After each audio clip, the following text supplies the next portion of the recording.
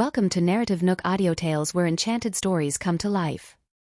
If you enjoy our stories, please subscribe, like and share to support our channel. Enjoy listening.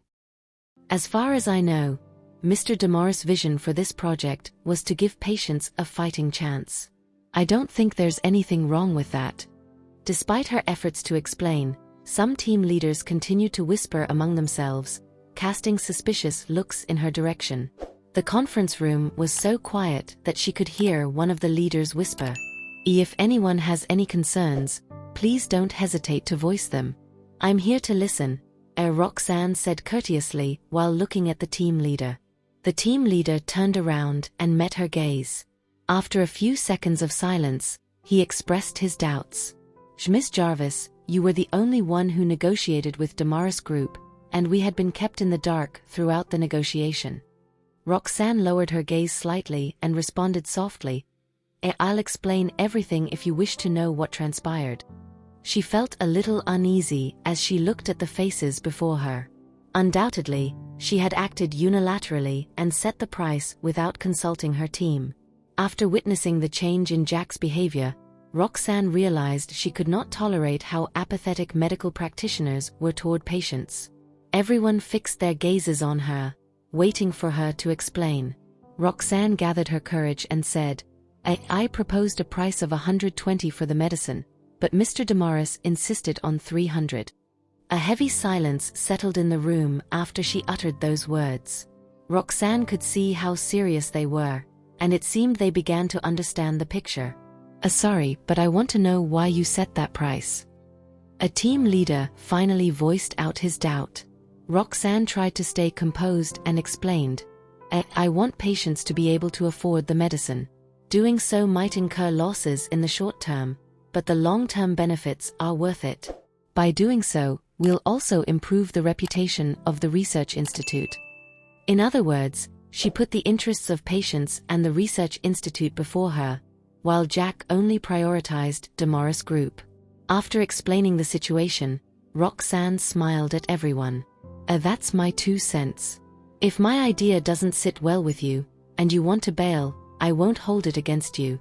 But I hope we can all keep the technology used to produce the medicine a secret." Once again, the room fell silent, causing Roxanne to clench her hand on the table. She could not shake off the unease in her. I agree with you." Someone spoke up and threw his weight behind her. Roxanne's eyes lit up with delight. The leader continued, "I appreciate your support. We've been putting our heart and soul into this research institute for so long, and what Dr. Jarvis did is also in the best interests of the organization. I hope her decision can take us to the next level." I agree that Mr. Damaris' pricing is a little steep," another team leader said. Everyone else then chimed in with their support for Roxanne. Roxanne was pleasantly surprised. "Thank you for backing me up." Roxanne had thought they would side with Jack, considering how close they were to him. All the team leaders had somber expressions on their faces. "Dr. Jarvis, we believe in your vision. We want the institute to succeed." Roxanne let out a sigh of relief and redirected the conversation back to the matter at hand. So, does anyone have any leads on the medicinal herb suppliers we can reach out to?" As it turned out, everyone present had been working at the research institute for many years and had some connections in the pharmaceutical industry. They immediately started brainstorming and discussing the potential medicinal herb suppliers they had in mind. Nevertheless, none of them could reach a conclusion even after spending the whole afternoon on it. One of the experienced team leaders heaved a sigh and stated, Damaris Group produces one of the highest quality medicinal herbs in the world. It will be challenging to find herbs that can rival them. Moreover, we need these medicinal herbs in large quantities, which makes it even more difficult." Everyone was at a loss for what to do, especially since he also could not come up with anything. "If there's no other way, we can only make concessions on the pricing." One of the team leaders had already thought about the worst possibility. Everyone was in a state of despair in the conference room. Roxanne's heart sank to rock bottom. She had no choice but to conclude the meeting since it was already time for lunch. Let's stop here today. I hope you guys can keep this from the workers and let this information stay within us. There's no need to spread negativity in the research institute. I'll think of something in the meantime. Everyone assented. Suddenly thinking of something, Roxanne smiled at them. The atmosphere in the research institute has been too tense recently. You guys can organize a team lunch and bring your respective teams out this afternoon. I'll settle the bills. She wanted to lighten the atmosphere in the research institute. Everyone understood her intentions and agreed to do it. Roxanne watched them leave the conference room. As she was in no mood to eat, she sat in the room alone, trying to think of any way to resolve this crisis. She considered calling Harvey because she knew he would be overjoyed that she had developed such a medicine. Harvey was very reputable in the industry, so he might know medicinal herb suppliers who supplied high-quality medicinal herbs. She took out her phone to call him when Lucian's call came in. Roxanne recomposed herself before answering the phone. Have you eaten?" Lucian's deep voice sounded beside her ear. It was extremely comforting. Roxanne couldn't help but feel aggrieved upon hearing his voice. I haven't eaten. I've been busy the whole afternoon, but I don't have any appetite." Come out. I'm outside the research institute." Lucian seemed to have predicted her situation. His voice was warm and caring. Roxanne's eyes lit up, and she walked out. Why are you here? Aren't you working?" Lucian replied affectionately, Even a CEO has to eat. Also, I tired you out yesterday, so I have to make it up to you today, or else I'm afraid you will sleep in the guest room." As the events of last night replayed in her mind, Roxanne's face gradually flushed bright red, and she instinctively scanned her surroundings. She breathed a sigh of relief upon seeing no one near her and reproached, "Stop saying such nonsense. I'm almost out of the company." Lucian chuckled and didn't say anything. He didn't hang up the call either. Roxanne immediately saw the familiar Bentley when she walked out of the research institute. The car window facing the research institute was lowered so everyone who came out of the institute could see Lucian inside the car. Lucian saw her and hung up the phone before alighting from the vehicle. Roxanne quickly walked over and got in the car with him. What do you want to eat?" Lucian asked her as he got in the car from the other side. As he spoke, he sneaked a peek at her from the rearview mirror. Her expression was the same as last night. "I'm right. The problem with Damaris Group is still unresolved, and it has taken a turn for the worse." Roxanne was still thinking about the matter with medicinal herbs even after she got in the car, so she didn't hear Lucian's question. Only when the car engine started did she regain her senses. Where are we going?" Lucian replied, I don't know what you want to eat, so I'll choose some random place for us." Roxanne nodded, as she was in no mood to think about this. Soon, the car stopped next to a restaurant entrance. Lucian got out of the car and opened the door for Roxanne. She was still in a daze, consumed by her worries. Her thoughts were clearly written on her face. Seeing that, Lucian drew his brows together worriedly. He suppressed his worry for her and brought her into the restaurant. The meal ended on an unappetizing note, as Roxanne had a poor appetite. She was plagued with anxiety, so she couldn't really taste the food. She was done with her meal quickly, but at Lucian's insistence, she ate a few more mouthfuls. Is the collaboration with Damaris Group not going well? Lucian asked after they finished their meal and got back into the car. Roxanne froze for a few seconds. She didn't know whether she should tell him about the specifics of it, as she wanted to resolve this matter by herself. However, she didn't mind relying on him if it was the last resort. Do I really have no other choice now? As she was still hesitating, Lucian responded, Jack didn't accept your pricing and the negotiation failed. Now the Damaris family is rejecting to collaborate with you. He sounded confident as if he had already investigated this matter. Roxanne was surprised. How do you know about this? Lucian replied, there are only a few scenarios of how the collaboration between Jack and you will turn out. I have been a businessman for so long, so I could already tell what happened from your expression." A look of dejection flashed across Roxanne's face. Lucian continued, "If it's me, I won't accept your pricing either." Is it really that low? However, if I set the price higher?" Lucian did not attempt to console her as he always had previously. Instead, he simply stated, to a businessman, if the profits are too low and it takes a long time to see any decent returns, it's not a wise investment." Roxanne frowned. But we should always consider patience first since we are in the medical industry, shouldn't we?" She lowered her head as she was filled with self-doubt. Or am I thinking too much into this? Am I being too idealistic?" However, she didn't mind relying on him if it was the last resort. Lucian gazed at her with a grim expression and didn't say anything. She was indeed too idealistic, especially when it came to business matters. When she threw herself into a business battle, she didn't think of herself as a businesswoman, but simply as a person from the medical industry. It was impossible for her to win against Jack. However, she could still maintain her ideals since Lucian was on her side. But some of my experienced employees in the research institute are also on my side when we had a meeting just now." Roxanne looked at him hopefully as she wanted to get his affirmation. Lucian replied, "As someone from the medical industry, there's nothing wrong with your method. In fact, it's very noble." In other words, she was still lacking in business negotiations. Roxanne had been facing countless setbacks recently. Self-doubt filled her heart now that Lucian was also criticizing her too. She couldn't help but ask, "What will you do in my situation? Will you raise the price just as Jack wanted?" Lucian smiled faintly. "If I think lowering the price will benefit us, I'll definitely remain firm in that decision.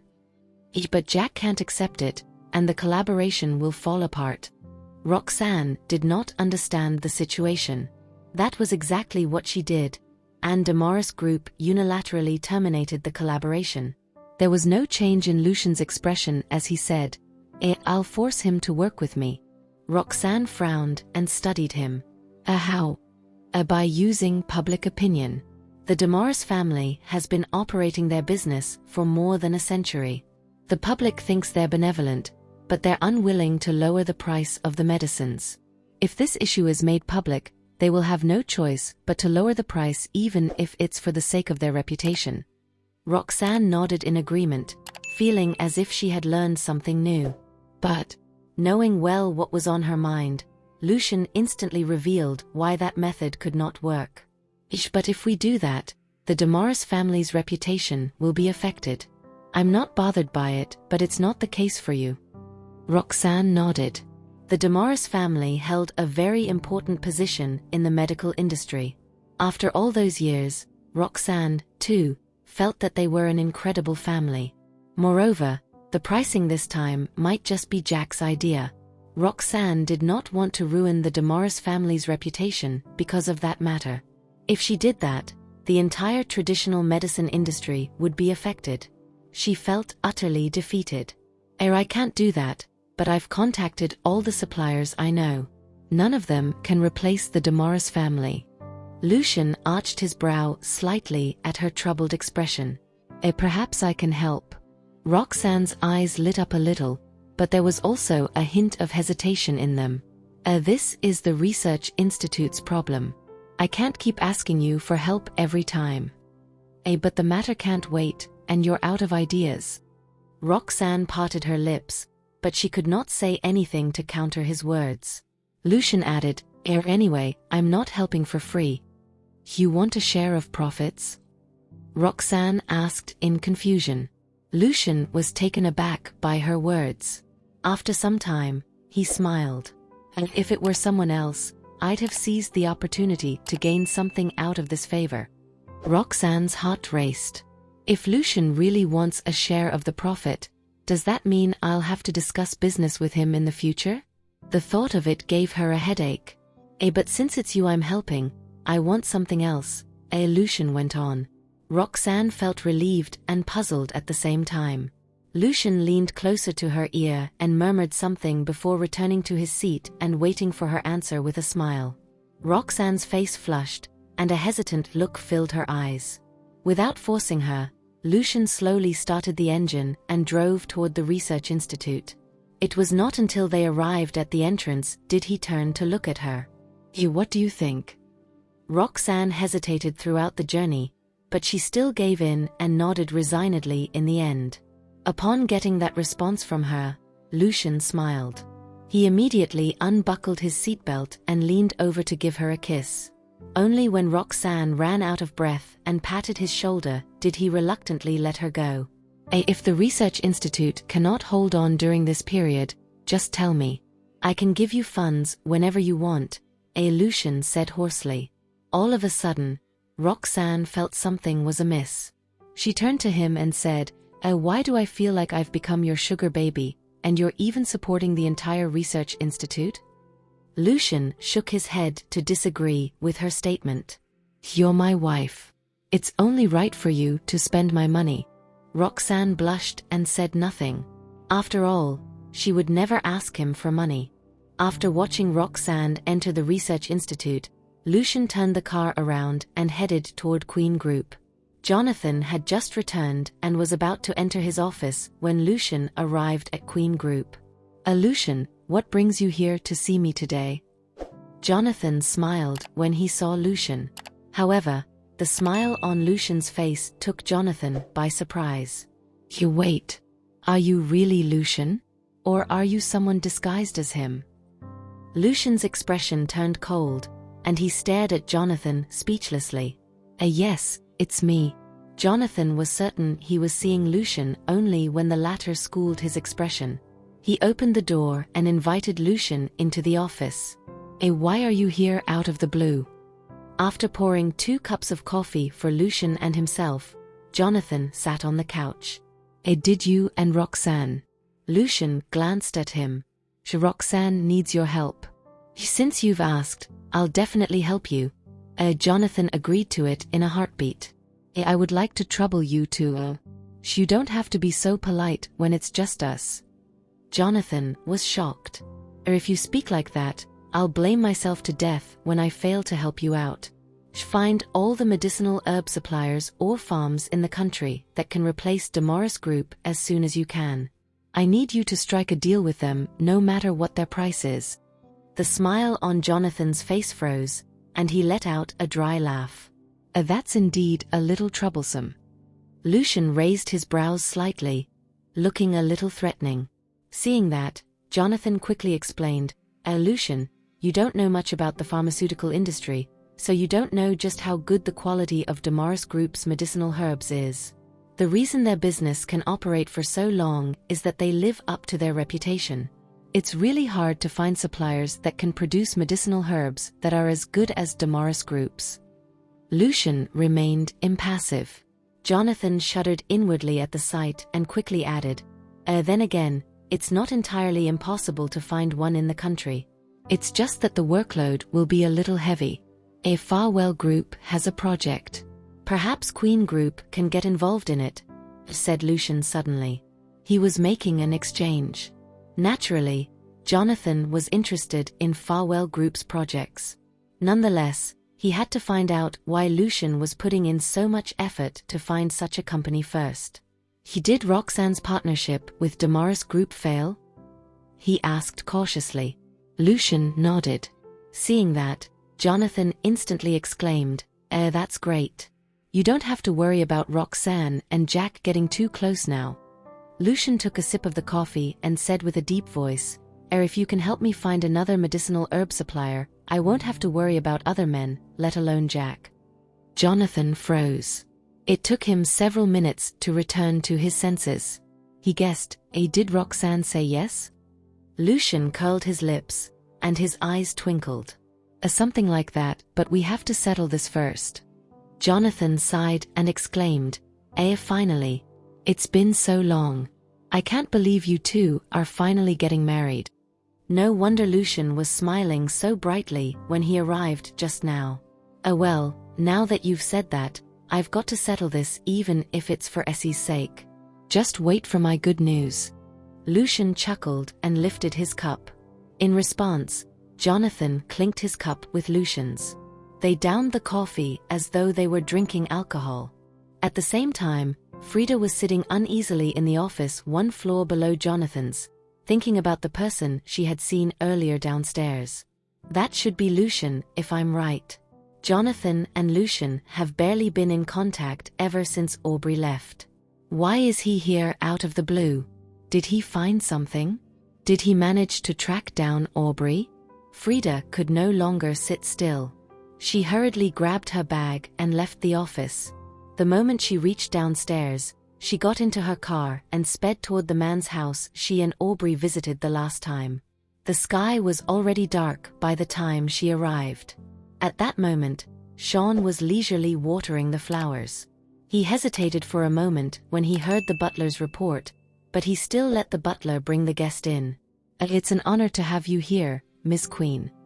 Only when the butler brought Frida in did Sean put the watering can aside, wipe his hands, and sit on the couch.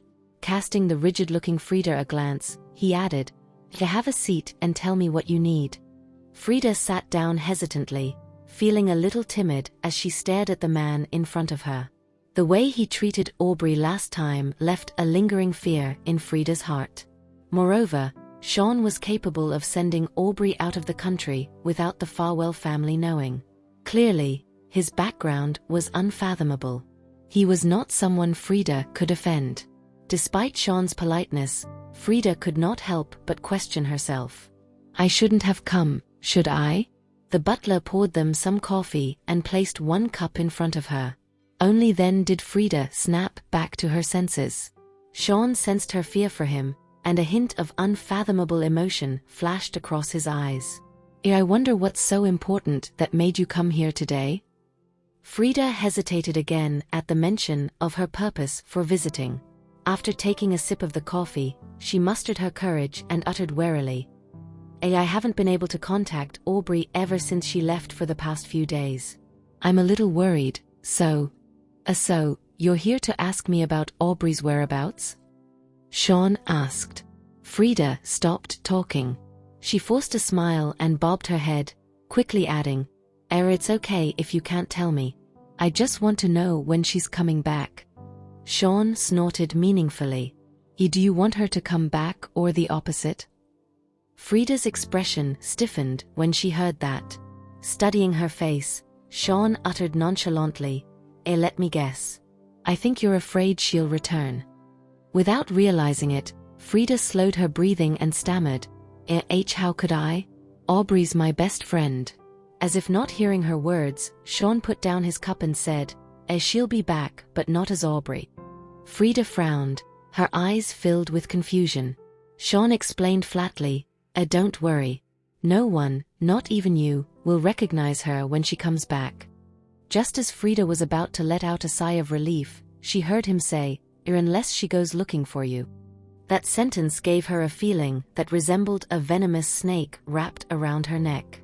It was suffocating. Is Aubrey not planning on letting me off the hook when she returns? What's wrong? Are you afraid she'll look for you? Asked Sean when he saw her expression. Panic crossed Frida's face. "Enovi. I'm just worried." Sean chuckled lightly. "About?" Frida looked around guiltily. The police are keeping a close eye on every road to the Farwell residence. She'll definitely get caught if she comes back. I think it's best if she doesn't come back." Sean snorted coldly. "No can do. I sent her abroad just for the day of her return." Aubrey's grudge against Roxanne was deep. She would surely be of great help to Sean when she came back, including the woman currently in front of him. He softened his tone and asked, "Aubrey's wanted by the police, yet you still took the risk and came looking for me with her. Your relationship with her is amazing. I can't help but wonder if she has some dirt on you." His words hit the bull's eye. Frida's heart clenched as she gripped the hem of her skirt and forced a smile. Don't make wild guesses without any proof. Aubrey and I have always been close." Sean merely stared at her, examining her expression. Moments later, he let out a mysterious smile as if he had confirmed something. It was too abrupt of me. I just think your relationship with her is too good to be true." With that, he stood up nonchalantly, walked to the wine cabinet, and returned with a bottle of wine and 2 glasses. His actions filled Frida with puzzlement and wariness. After pouring 2 glasses of wine, Sean pushed one of the glasses toward Frida. "I'm not used to having coffee with pretty girls. Let's have some wine instead." As he spoke, there was an ambiguous smile on his face. Frida frowned and did not accept the drink. I can't drink. I drove here." Hearing that, Sean spread out his hands in a gesture of disappointment. What a pity. Looks like I've got to drink alone, then." Feeling a little uneasy, Frida picked up her bag and said, "It's getting late. I'll be taking my leave." Before she could get to her feet, Sean called out, "Are you here just to ask about Aubrey? If that's the case, you can't blame me for suspecting the relationship between you two." Hearing that, Frida had no choice but to sit back down. "Nonetheless, I'm more than willing to be used by a pretty woman." Sean had a pair of bright eyes that crinkled when he smiled. He had used that same trick on many women. Even Frida was slightly mesmerized by him when she sat down. "I don't understand why a sensible woman like you would end up being friends with a person like Aubrey," he commented. Frida lowered her guard and mumbled, "I didn't know she was that kind of person, either. It was too late by the time I found out." Sean caught the keyword in her words. What's too late?" Snapping out of it, Frida forced herself to stay calm and said, "I was already her close friend when I found out about it, so I can't just abandon her." Sean nodded thoughtfully and did not pursue it any further.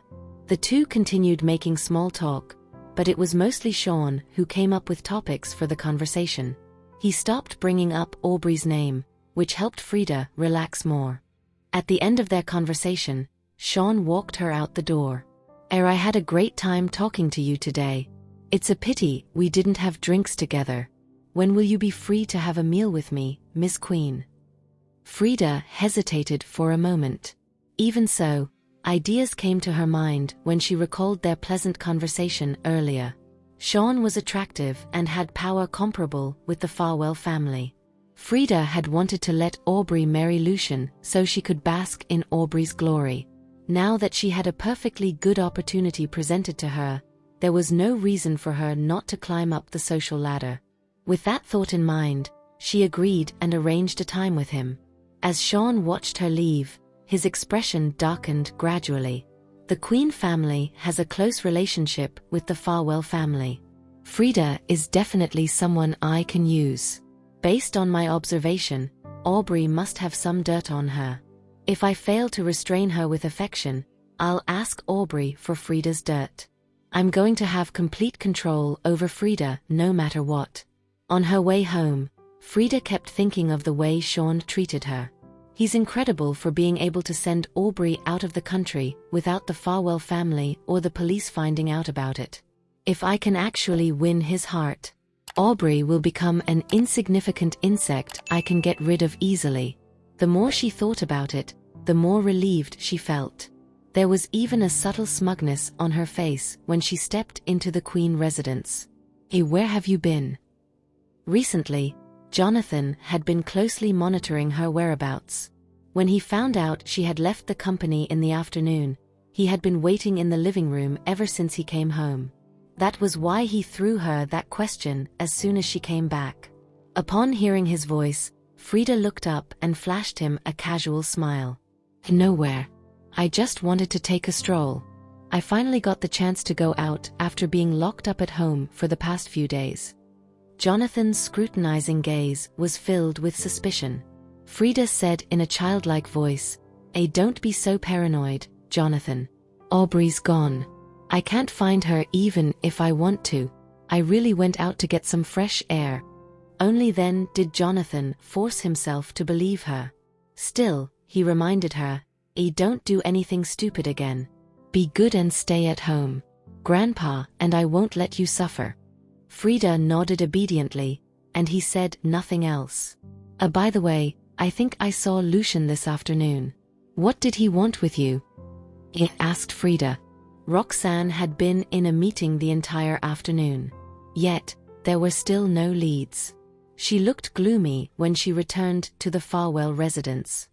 "Mommy, why didn't you pick us up in the afternoon?"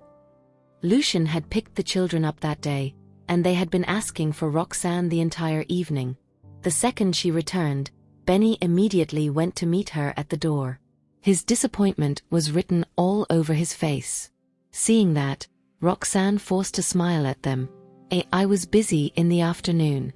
I'll pick you up once I'm done with my work." Lucian, who was observing them by the side, raised his brow. "Are you guys upset that I picked all of you up alone? Or maybe you prefer Mr. Lawson more?" Upon hearing that, the children hurriedly hugged his thighs. No. We don't want Mr. Lawson. We want you, Daddy." "Run along and play, then," said Lucian while patting their heads. The children's gazes shifted from Roxanne to Lucian. They could tell the adults had something to talk about, so they tactfully dispersed. Lucian approached Roxanne and caressed her face. Still no leads. It was Roxanne's first time feeling so disheartened. She could not help but become clingy as she placed her forehead on his shoulder. Yeah. I really don't know what to do. I'm so tired. I never knew negotiating businesses was so tiring." Lucian pulled her into his arms and patted her back gently. "Don't worry. I've already asked Jonathan to contact all the medicinal herb suppliers in the country." Roxanne smiled. Thank you." Lucian lowered his eyes to meet her gaze. Just don't forget what you promised me." When their eyes met, Roxanne could sense the sincerity and affection in his gaze. Immediately, she blushed and nodded with a smile. Right then, Catalina had served dinner and called them to have their meal. The two ended their conversation and led the children to the dining table. Alas, the thought of the medicines made Roxanne lose her appetite. Noting that, Lucian frowned and put down his fork halfway through his meal. Everyone cast him a confused look. They watched him roll up his sleeves and enter the kitchen, leaving everyone bewildered. Roxanne got up and said, I'll go take a look." She entered the kitchen, only to find Lucian busy cooking at the stove. A guess surfaced in her mind. Still, she asked softly, "What are you doing?" Lucian stopped what he was doing when he heard her voice and looked over. Why are you here?" "You left halfway through the meal, so I got worried," answered Roxanne while making his way to him. She was curious about what he was going to do. Lucian joked, "What are you worried about?" "That I'll burn down the kitchen." Roxanne was stunned, but she laughed out loud in the next second. Lucian felt much more relieved seeing that he kissed her lips before explaining, I noticed you didn't have much of an appetite, so I'm making you some salad. Salads are appetizing." When he finished explaining what he was doing, he turned around and carried on with his work. By the way, my cooking skills aren't that great. I'm sure you know about it. I'll make sure to put less vinegar in it this time." The thought of the dish he made in the past made Roxanne's smile brighter. They prepared the dish together while chatting softly. It was a heartwarming sight. Not long after, Lucian brought the salad out. The three children, who had finished their meal, tactfully left the table to give the adults some privacy. Roxanne was very kind by eating quite a large portion of the salad and even finishing the risotto. After dinner, Lucian told her to get some rest while he stayed back to take care of the kids. 3 days went by. Wearing an icy-cold expression, Jack questioned his assistant, Kevin. Is there still no update from Roxanne?" Sensing his displeasure, Kevin nodded apprehensively. Jack's countenance turned a few shades darker after he took in Kevin's response. "Roxanne must have taken the initiative to meet up with me the other day because the medicinal herbs at the research institute are depleting. They should have used up their stock by now after these few days. How can she remain so calm and not establish contact with me?" He sought confirmation from Kevin. "How's the situation at their research institute now?" The factory has ceased operation and requested considerable compensation from them. The production for the new medicine has been entirely halted. How long has it been?" Kevin thought momentarily before answering, It's been 3 days. 3 days. Jack sat behind his desk while tapping the tabletop with his fingers. A pensive look spread across his face. Did Roxanne tell me the truth? Have they found another medicinal herb supplier to collaborate with? He called to mind all the reputable medicinal herb suppliers. Still, he couldn't think of any supplier whose medicinal herbs quality was comparable to Damaris Group's. Do you think they've found a medicinal herb supplier capable of replacing Damaris Group? Jack shifted his gaze to Kevin. The latter shook his head without hesitation. That's not possible unless they extend their search overseas. To the best of my knowledge, there isn't a local company with a quality of medicinal herbs comparable to Damaris Group's. His reply coincided with Jack's thoughts. In that case, how can they be so confident as not to initiate a follow-up discussion with us? Or did Roxanne successfully secure a medicinal herb supplier from abroad with the Farwell family's help? But that's not possible either. Over 100 medicinal herbs are required to manufacture this new medicine.